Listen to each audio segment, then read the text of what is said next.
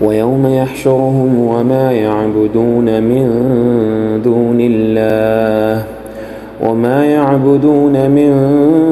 دون الله فيقول أأنتم أضللتم عبادي هؤلاء أم هم ضلوا السبيل قالوا سبحانك ما كان ينبغي لنا أن نتخذ من دونك من أولياء ولكن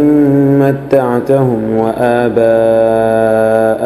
حتى نسوا الذكر وكانوا قوما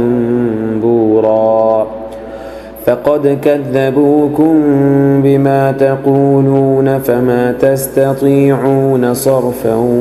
ولا نصرا ومن يظلم منكم نذقه عذابا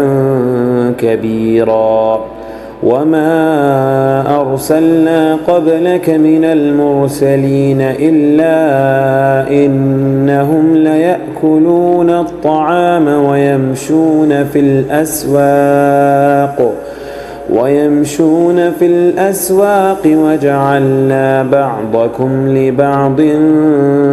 فتنة